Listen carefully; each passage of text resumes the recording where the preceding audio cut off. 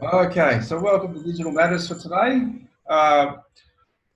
We thought potentially we'd go back to basics on looking at a couple of the different types of CRMs or sites out there that allow you to manage your own content.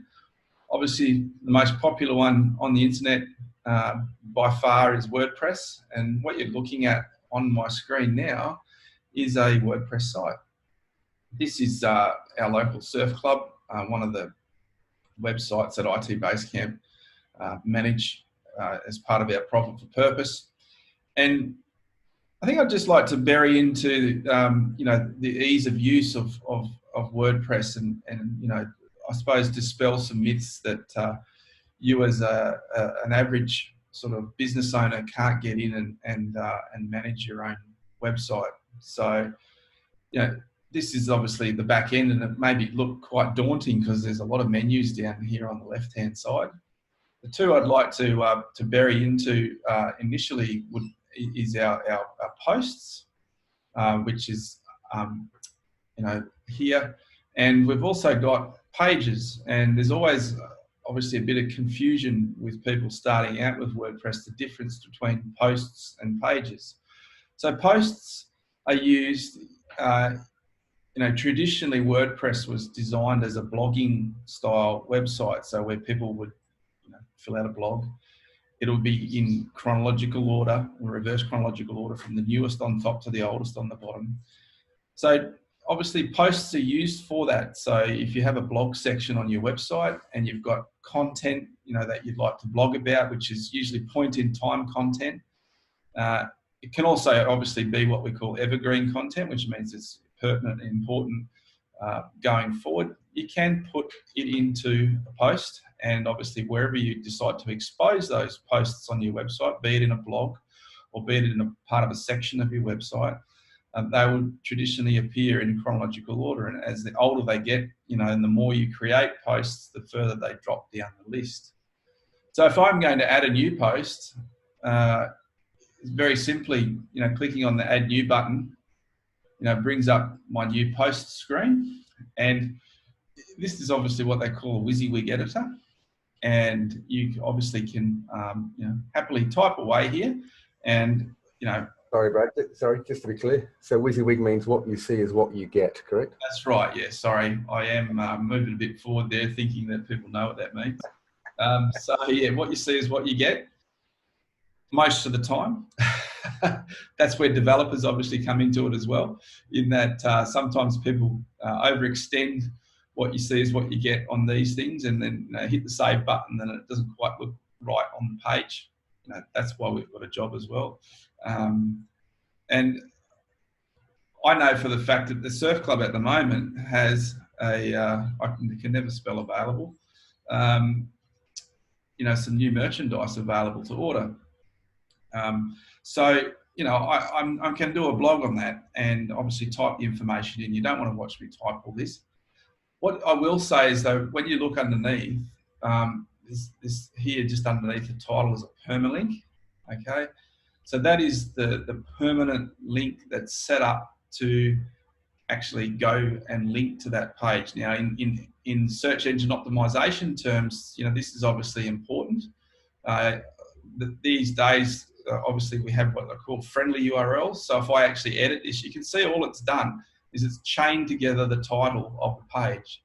If that's not what you want, all right, you can obviously change that. And this is important in terms of search engine optimization, in that whatever this sort of title is used and shows up in the various search engines, mostly Google. And these can be considered as keywords as well in the URL. So it does have some weighting. So it's important that that's right, and that that you're going to capture what people are looking at. And when we talk of evergreen content, which is content like a tree that it isn't going to become old in terms of it's relevant. These sorts of things are really important. As you can see, there's all this sort of normal stuff that you'd have in a Word document or an editor, where you've got bold and italics, and you can obviously create what they call obviously links, which are links within the page to various other things. We all obviously know how to use those. You can insert tables, and these are obviously lists and ordered lists.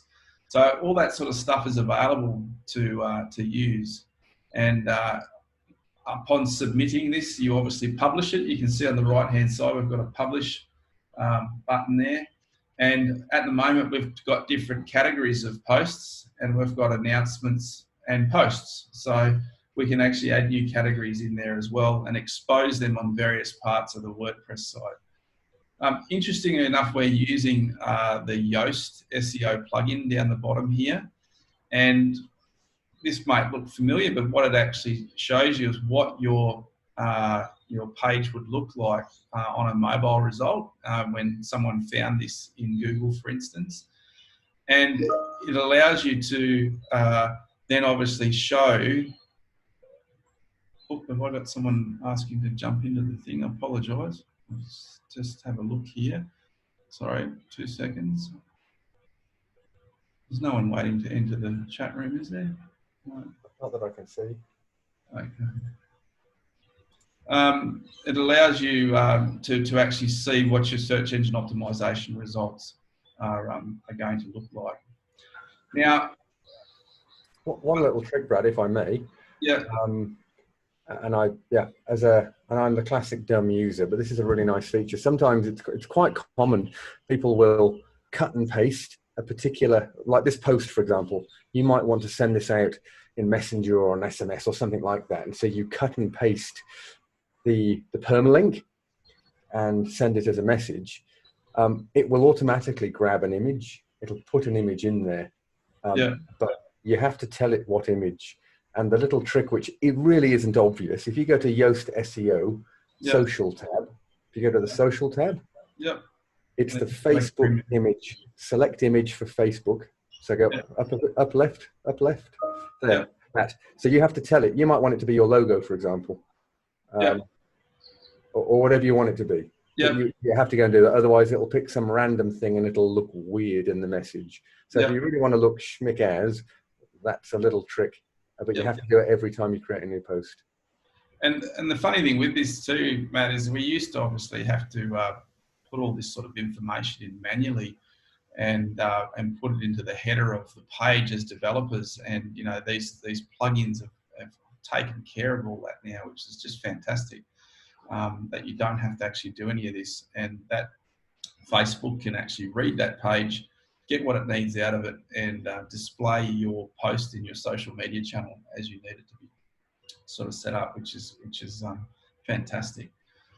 So that's a post, and I can actually just save this as a draft, and because I haven't finished it yet, so that's the beauty of that, and it does auto save as well whilst you're actually doing it. Sorry, Brad, before you move on, sorry, one other thing here, you said obviously about putting in links, just in case it's not obvious for everyone. You've got here the order and pay page, which is perfect, because you would want to put a hyperlink in there.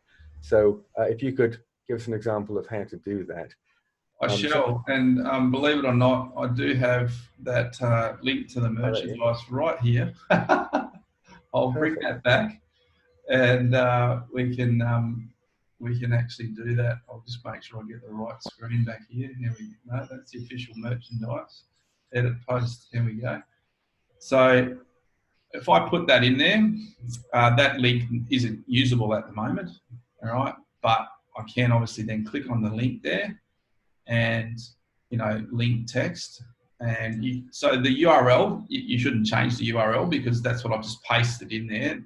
But if you want to make that link information look a bit more attractive, merchandise order here. This is an example, and I just add that link in. So I can set that to open in a new tab. What that means is, instead of it moving off your site, they actually stay on your site, and we can just add that link in there now. Right, and this is obviously inserted the code here for us, and that's based on the way that I actually have set it as text here. But if I go to visual, all right, this is what it looks like. Okay, it's not nothing fancy yet, but I can obviously then go in and add some pictures. You can preview that page. Obviously, you don't have to put it live straight away. Make sure it does everything you need it to do, obviously, before you publish it. You could also, sorry, Brad, you could also, I've actually not seen the link being done that way. So, for example, you could write the copy, to new kits available. It's awesome. You can order and pay here. Yeah. You can then, let's say if you just highlight pay page for me, just as an example. Highlight here? No, the words pay and page. Oh, for sure. Yeah, like you can then actually link that as well. Click the hyperlink button slowly so people can see what you're doing. Okay, yeah. There it is there. And you can simply paste it in there. If you want to open a new tab, you do have to hit that little settings tab on the right. Yeah. But that's a quick way of doing it. And the reason that's really handy to know is it's not always that you want to take them off to an order page. You might want to link to another page in your website. You might want to, if you're talking about a particular subject, the more links you can add into your blog posts, the better for SEO at the end of the day. So, absolutely. Internal linking's priority for everything that you sort of do on your site. To like if you often see it on a blog where as you're reading it, something will be underlined and will link off to something you're discussing, for instance, like potentially another post or potentially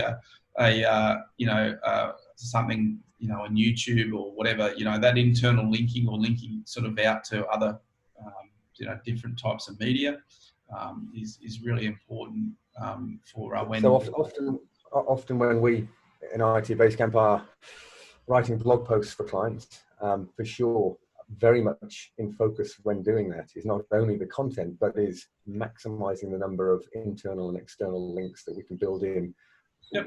It has to be sensible. It has to make sense. Yep. But nonetheless, we do that quite intentionally. Yeah. Yeah. So obviously, the beauty of this now, though, as I said, this is a post. It's designed to be in chronological order and date-based, and on a blog-style page on your website. Obviously, pages are very similar. So if I come into pages are stuff that is obviously going to stay more permanent on the site and not move. So you can see here, we've got our season calendar. We've got, COVID safety planning documents. Welcome to 2020. Different events and contact us page. These are all things that are going to stay permanent on the website and in a place that's easy to find. So, that's the difference between pages and posts. If I actually do an add new on a page, you'll see that it's very similar, almost identical to what you actually get in a post. So, in terms of actually, mastering one or the other, you don't. You just obviously understand one and it's very similar on the other. The big thing with obviously all of this is, if this is a new post and we're going to make this our contact page, the permalink should obviously be available as well to actually link to those pages. But again, these use menus. More likely you expose a page through a menu, and they're something we can get onto probably in the next version of Digital Matters, I think, is discussing menus and how they actually fit together. And we can use those sorts of things. So I'll wrap it up there because we've probably spoken long enough about this, and thank you for joining, and we'll catch you all again next Friday. Thanks, Matt.